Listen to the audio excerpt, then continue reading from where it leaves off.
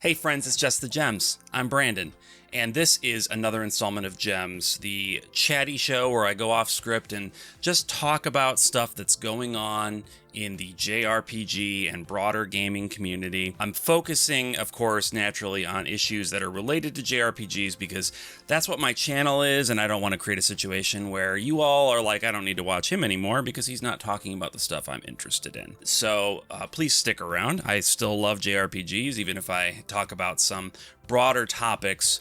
And like I said, I only bring them up because I feel like they either have had or are likely to have an impact on the sorts of games that you and I enjoy playing. There's a couple of things I wanted to talk about today in our second installment of Gems. And the first is the recent news from Square Enix that they are canceling some unannounced projects and kind of reconfiguring the way they focus their development funds. Is that a decent way of putting it? It's pretty bad. I put that pretty poorly. I could do it better, but I don't know. I'm not gonna, because that's who I am authentically. I suck. I'm not very good. Anyway, Square Enix's kind of pivot to focusing more on their AAA games, their bigger experiences.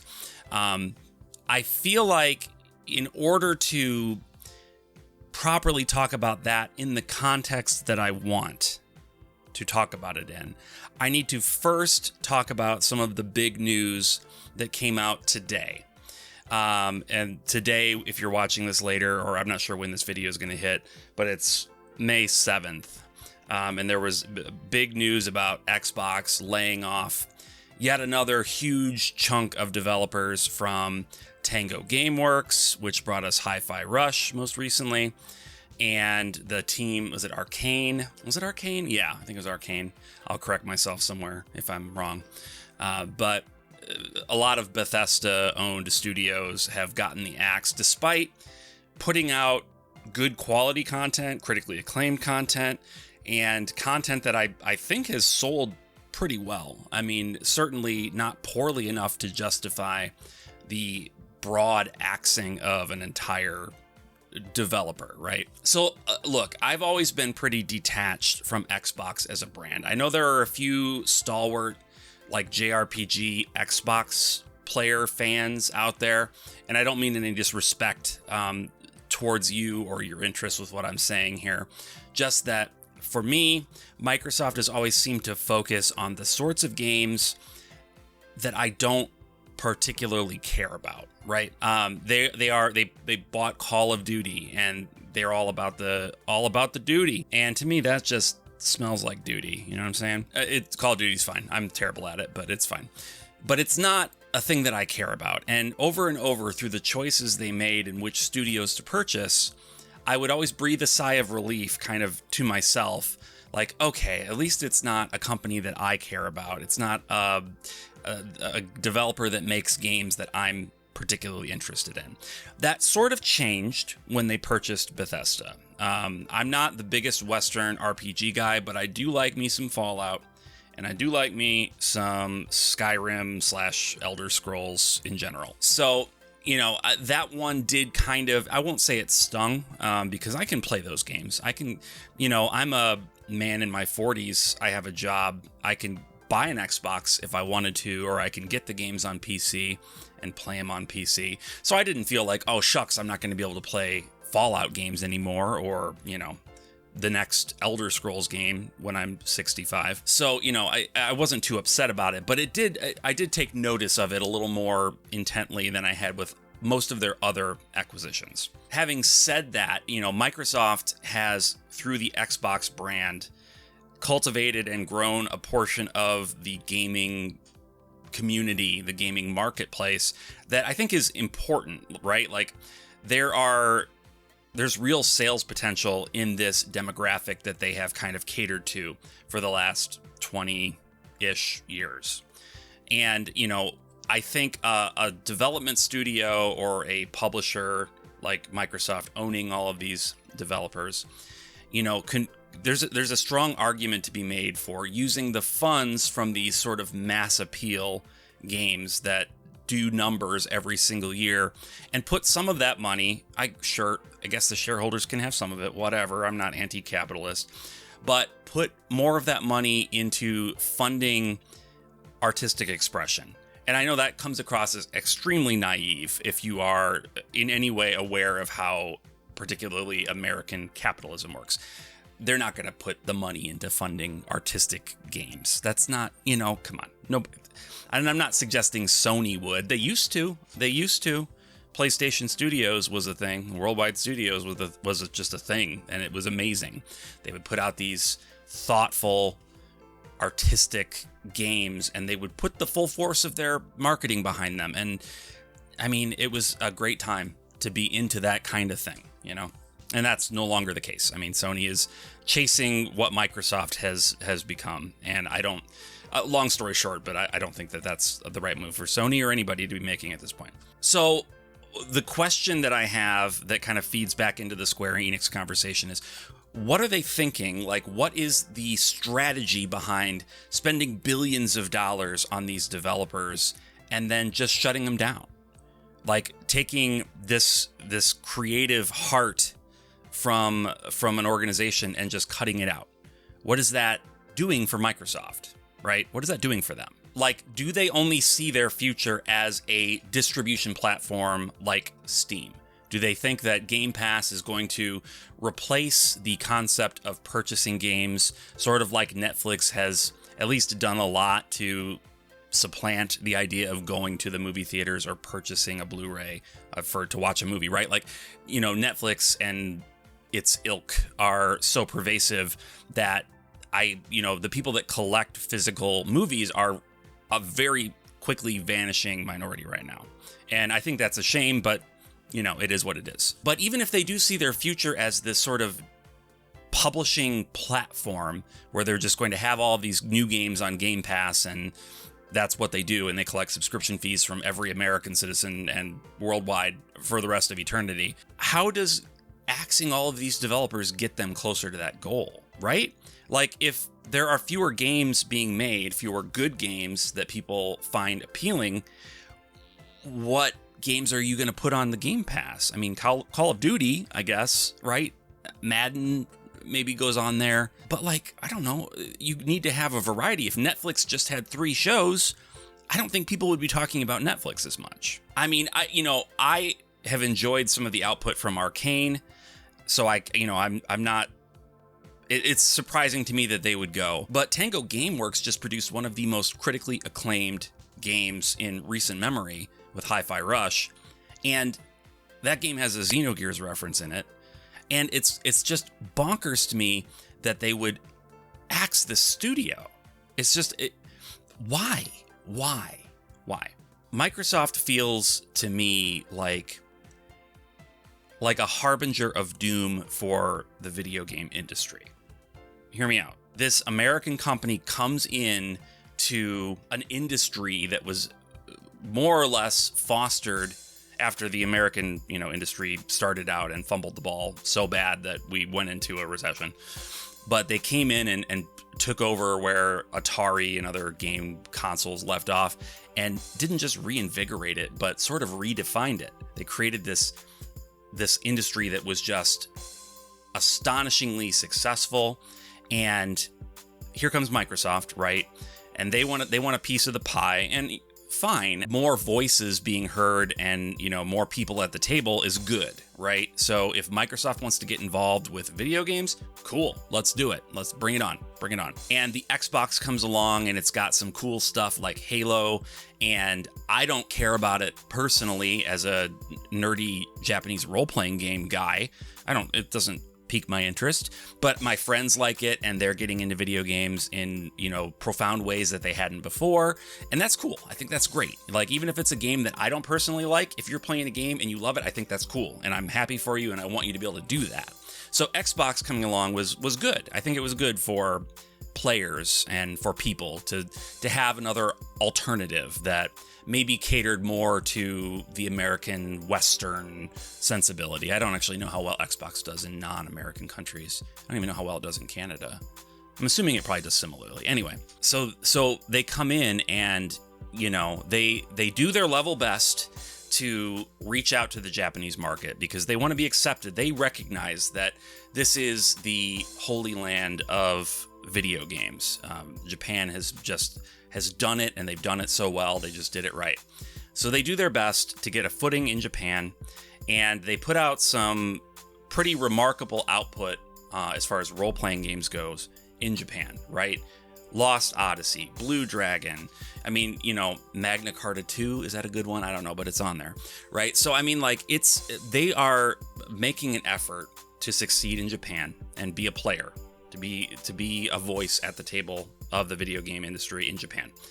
They're not really successful, despite some really solid games, some really solid output in the Xbox 360 generation. They're not successful. So rather than, I guess, thinking it through, reevaluating what they're doing, trying again, different strategy, they kind of just give up, right? Like JRPGs and just Japanese games in general, they may come to Xbox One and Xbox Series, but I don't know. I would love to see some of the sales numbers, but I don't imagine that those sales numbers, particularly in Japan, but even in the US, are anything to write home about, just because the market had kind of already decided, if you like these sorts of games, you'll buy an Xbox. If you like these sorts of games, you will buy a Nintendo product or a Sony product. And that's just the way it is. And it didn't need to be that way, but it just kind of became that way. And I think part of the blame for that goes on Microsoft just kind of giving up on the Japanese market. Anyway, they come in and essentially they are, in my mind, in the process of just leveling the entire industry. They want, and this goes back to the Harbinger of Doom thing, they want to just eliminate, I don't even know what they want to eliminate. This is the thing that I am having a hard time wrapping my brain around. Like, would they be satisfied if they could make trillions of dollars just having John Madden football and Call of Duty, and they would just need to update those games annually? And who needs these other games? Who needs this other stuff? It's, JRPGs, who needs them? They're trash because they don't have the broad appeal of a Call of Duty. I don't know. I get worked up about it because I'm like, can you imagine for a moment having access to the talent pool that Microsoft has? Thousands and thousands and thousands of extremely talented developers at the top of their game, making critically acclaimed titles year after year. Microsoft comes along, spends billions on you, and you're like, hey, this might be it. Like, we're going to get all the funding we want to make our dream project happen. And, it's going to be incredible. It's going to be fantastic. And your games win awards. Like, Microsoft gets some criticism, fairly, I think, for not putting out games. Like, the first party output from their studios, despite the billions that they've spent, has just been like nothing. Like, they've been very, very few games. Hi-Fi Rush is a notable one. Redfall, I think, was that Arcane's last game. They just haven't had a ton of games come out, period. But they've had some good ones, right? And Hellblade, Senua's Sacrifice, or Senua 2, or whatever, comes out, I think, next week. And I haven't heard people about it, by the way. Like, anyway, marketing. Regardless, you have all this talent as a company. You own, essentially, all of these development studios with all of this talent. And you don't know what to do with that. Like, if I'm the suit, right? If I'm the person who invested this billions of dollars on these studios, I need to ask myself, why did I invest that money in these studios? Like, did I see something of value in them? And what was it that I saw? Was it the IPs? Maybe that's some of it, but it can't be all of it, right? Like, I mean, there was no more Evil Within games. Tango Gameworks didn't produce any more Evil Within. Now they never will because they're gone. I don't know. Like, it's just a crisis of management. When you see layoffs like this at the level that Microsoft is doing, it's a failure of management. It's not a failure of the teams. They've done good work and they don't deserve this. It's a failure of the management of Microsoft. It's Phil's fault. I'm sorry. It is hashtag Phil's fault. And that's all there is to it. And this is soapboxy, and I don't mean to piss people off. I really don't. Because I'm generally a pretty positive guy. But I don't know. At what point do we, as a gaming community, stand up and demand that Microsoft get out of this industry? Like, how much more damage do we need to let them do? Like, I would love it if there was another player to stand up alongside Nintendo and Sony. I think there should be, whether it's Sega. I don't care who it is, but they need to make good decisions and have strong, solid, ethical business practices. When do we stand up and say, Microsoft, you can't be here anymore? Like, to an extent, to a large extent, we as the players of these games, as the purchasers of Game Pass and these products, have a say in this. We can insist that they either get their act together or get out.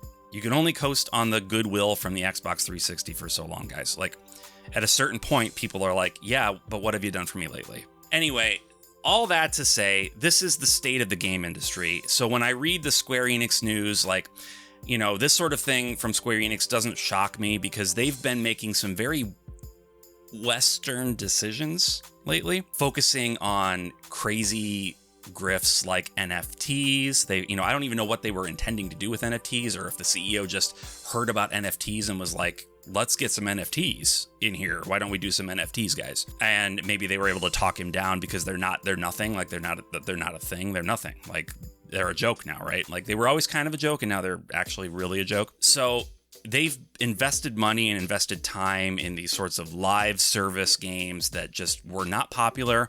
They're trying to play the game that Microsoft and these other companies that Microsoft has bought have been playing so well and have mastered over the span of decades now. Square Enix wanted to come in and like do it better or do it as good, and they couldn't. They failed. They failed. Babylon's Fall, I think, is one that the story of Square Enix's forays into these other fields that are not their forte. So they're shifting focus, they're canceling a bunch of in-development titles, and I know this caused a lot of panic for people in the JRPG community, and I'll admit that when I first heard that, I felt similarly. I felt a little bit worried because I had read it and interpreted it as they were not going to focus on anything other than AAA experiences going forward. So potential games like another Harvestella or another Live Alive remake, things of that nature, were not going to be a focus for them going forward. I don't know that that's exactly what they're saying. I think that they're saying they want to have more ownership and take more, creative control of their AAA IPs, spend more time on them, make sure that they are up to the standards that we're going to expect from them.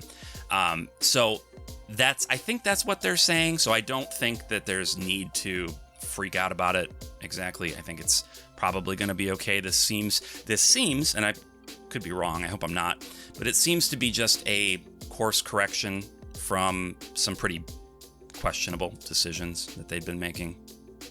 Similarly, kind of wrapped up into this, I've seen in some news stories about this whole thing, is talk about how Final Fantasy VII Rebirth has not been performing very well.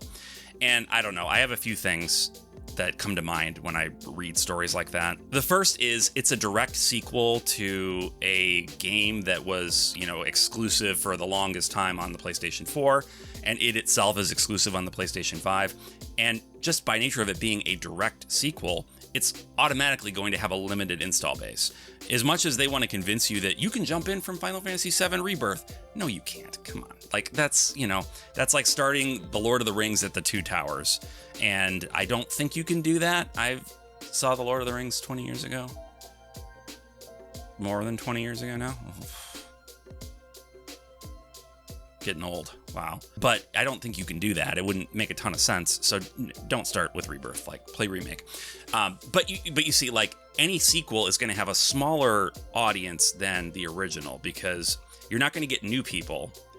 And I mean, you may encourage a few new people to start at the beginning and then eventually work their way to the second entry, but you're not going to get new people off the bat. It's just not going to happen. And you're going to have fewer people because not everybody that played the original is going to like it enough to want to pick up the next one. That's just how people are. People like different things. So when I hear it's not doing as well, I think, no duh, like, of course it's not. Of course it's not. And then I also think about how I remember after Remake came out several years ago, this exact same story happening, that there was all these rumors about how it was selling poorly and definitely nowhere near what they expected, and that they were considering canceling the trilogy, and they, it was going to be horrible, and we're going to miss out on this great thing. And obviously that wasn't true, and they brought us one of, I think, the best video games that has been made in the last 2 decades. Like, they knocked it out of the park. So I'm not as worried about the Final Fantasy VII of it all being wrapped up in any of these problems that Square Enix is having. I think this is their shining star, and this is an example of what Microsoft should be doing. Even if Final Fantasy VII Remake Trilogy is losing Square Enix money, what Square Enix is doing is investing in its most valuable asset, which is its developers. They've got these key development members that have been with the company for decades, and they are excited about this project. They want to make this project. They want to take this game that was like so formulative for them, that made them into the people that they are, and they've spent time with for decades thinking about and coming back to. And they want to make the definitive answer to it. They want to make this amazing trilogy of games out of this story. And Square Enix, to their credit, is like, go nuts, guys. Carte blanche.